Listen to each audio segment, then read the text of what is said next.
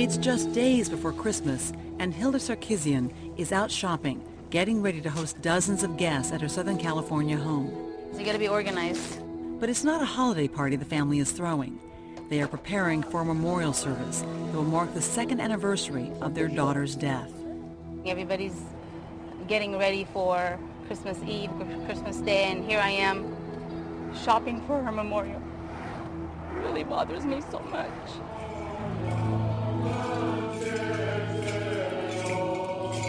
Nataline Sarkisyan died at 17 after a 3-year battle with leukemia. Her family's grief is compounded by a large dose of anger. Why did you deny a couple of times? 2 times, not 1 time, 2 Why? times. Why did you put that stamp? Their fury aimed at an insurance company they say had a role in hastening Nataline's death. Nataline was another file. They just shred. Nataline was first diagnosed with leukemia at 14. She started having headaches. She started losing weight. Rounds of chemotherapy followed, and when the chemo didn't work, Nataline's doctor suggested a more aggressive therapy, a bone marrow transplant. All of it was paid for by CIGNA and the insurance policy purchased through her father's job. A bone marrow transplant alone can cost as much as $700,000. But after the procedure, a complication. Nataline's liver was failing. Her medical team at UCLA said an emergency organ transplant was her only hope. The doctors are telling you that your daughter needs a liver transplant. We have a liver, we don't have clearance. CIGNA denied the transplant, which would have cost $500,000 or more.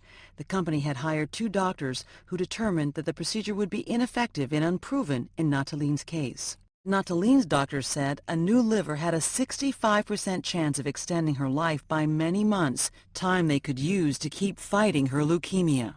But the Sarkisyans were finding out that insurance companies don't usually cover medical treatments that are considered unconventional or unproven. There will always be denials, and I'm going to say something very controversial. Denials are okay. It's a mechanism to keep the insurance and the consumer in check. The problem with the denial is healthcare is not always black and white. To a family facing the loss of a daughter, it seemed there was only one right answer. They appealed while precious days passed, then more than 2 weeks. They just said, it's experimental. We're not going to approve it. Sorry. But Nataline's mother wasn't taking no for an answer. The family took their case public, calling the local media and staging a rally outside CIGNA's Glendale, California offices. The reason I'm here today is to fight the insurance company CIGNA for denial of my daughter's coverage for the liver transplant. I need my daughter back. CIGNA is wrong. No more denials! No more denials! Joining the fight was the California Nurses Association, a labor and lobbying group that took up Nataline's cause. We came with our banners and we had placards and we had signs. We ended up occupying the lobby of CIGNA headquarters. The family's pressure tactics, it seemed, were working. It got the attention at the highest levels of the corporation. Few were in a better position to know what was going on inside CIGNA's executive suites than Wendell Potter. At the time, he was the company's chief corporate spokesman, and this was a PR nightmare. One of the most difficult that I'd ever dealt with. No more denials! While the family was protesting, CIGNA had a change of heart. The company agreed to pay for the transplant as a compassionate exception. She came and whispered in my ear, Hilda, they just reversed their decision. Nataline's going to get her liver. CIGNA just approved us. I was so excited, I was screaming. But the struggle was far from over. Nataline's condition was deteriorating.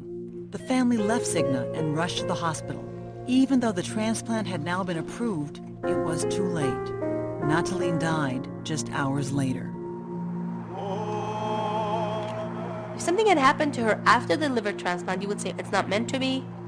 Okay, we tried our best. But no, they did not give us a chance. Nataline's death was a turning point in the life of CIGNA executive Wendell Potter. It was devastating for me. I can remember when I heard the news just closing the door and just wanting to be alone for a while. 3 weeks after Nataline's death, Potter decided to leave his job, no longer able to defend an industry that he says puts profits before patients. I felt that as I was climbing the corporate ladder, that somewhere along the line, misplaced my moral compass. It's the profit motive that really drives these companies. Potter is now a whistleblower of sorts, calling for insurance reform throughout the national health care debate. The imbalance will just continue to grow. He has taken his message to the media and to lawmakers in Washington. There is such power concentrated in the hands of now 7 very large for-profit insurance companies. He says the lesson from Nataline's case is that insurance is a business like any other, with companies beholden to shareholders. When it comes to expensive treatment decisions, he says, insurers have an undeniable conflict of interest. Often there is a corporate bureaucrat who stands between a patient and his or her doctor, making decisions. Potter says investors keep close tabs on the profit margins at insurance companies. In fact, in Wall Street jargon, money spent on patient care is called a loss. The medical loss ratio is a measure of how much of every premium dollar that these companies lose paying medical claims. CIGNA said in a statement to Dateline that it makes all coverage determinations on the basis of the best available medical evidence, regardless of cost. The company points out that in Nataline's case, it was acting as an administrator for Mr. Sarkisyan's employer, and that the employer would ultimately pay for the medical costs. CIGNA says it had no financial stake in the coverage decision. But Potter says the contracts between employers and insurers often contain incentives for keeping the cost of claims low. We asked CIGNA if it had any such financial incentives and requested details about its agreement with Mr. Sarkisyan's employer, but the company declined to comment. There's not a benefit to a health insurer in denying claims that should be paid. The Health Insurance Industry Trade Group says that nearly 98% of the time, claims are paid quickly, and that's good for the bottom line. For one thing, claims payment is highly regulated. For another thing, employers have choices. They can take their business from insurer A to insurer B. Our companies really compete like mad. Now the Sarkisyans are determined not to let Nataline's story fade away. They're taking up the cause of reform in her name. I love you. We're going to fight for you.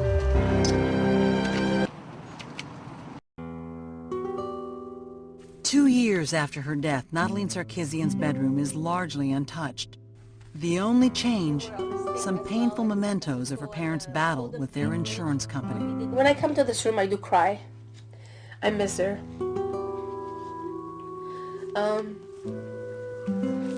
Sometimes it helps me heal, but I wish she was here. Although their insurance company, CIGNA, ultimately agreed to pay for a last-ditch transplant that might have prolonged Nataline's life, the decision came too late. Because they kept on denying, and delaying the procedure for my daughter. She could have gotten that liver. Many months later, the Sarkisyans' outrage hadn't diminished. I want to ask them why they did this. I want to know why. We're here to tell the world that CIGNA killed my daughter. They flew from California to the Philadelphia headquarters of CIGNA Insurance. Accompanied by activists from the California Nurses Association, they wanted answers from the CEO. I need to see Edward Hanway. He's not available. Why not? This is our life. My daughter. You guys denied her liver transplant. She died. After being stopped at security, a company spokesperson came to the lobby. I'm Hilda Sarkisyan, Nataline Sarkisyan's mom. So you guys have to tell your people when you selling the insurance, you have insurance, but you are not covered. And I'm here all the way from California to give you a message, and I want to see the CEO. Who is he to decide?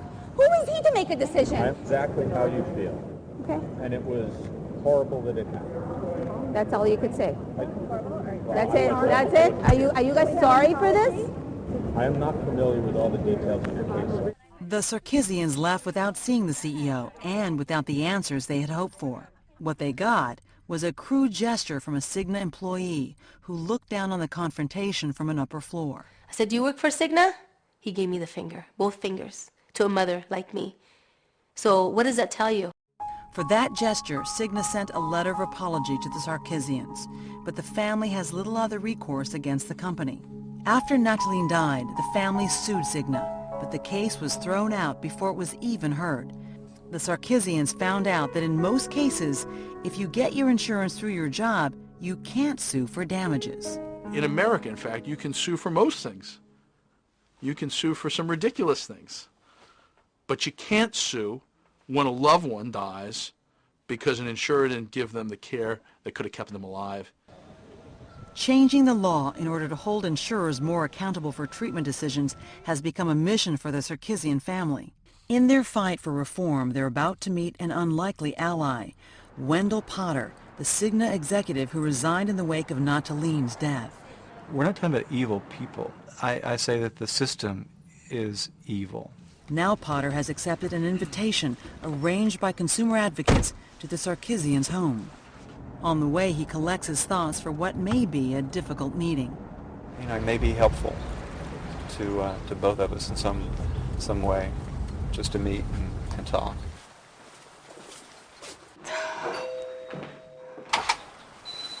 Mrs. Sarkisyan? Hi, I'm Wendell Potter. Hello. How are you? Thank you very much for inviting me into your home. Come on in. Once inside, Potter searches for words. I can't imagine the anger and the hurt. You know, the only thing I might be able to say is that Nataline's life was so essential. She's changed my life. And it was really because of Nataline that I decided to leave my job and ultimately become a real advocate for reform. The family wants to talk about the day that still haunts them. The joy of CIGNA's approval, quickly followed by despair. Too little, too late. Why do they have to wait until that moment? Did you know that I did not know my daughter was going to die that day? Yeah. I did not say goodbye to my daughter. Did you know that? I did not know that. I did not know she was going to die. I can't speak for anyone but myself, but I was hopeful. I was really hopeful that it could happen in time to save Nataline's life. So these are the poems that she wrote. The family shares their memories of Nataline, a poem that she wrote during her battle with cancer. It moves Potter to tears. So you know how it feels.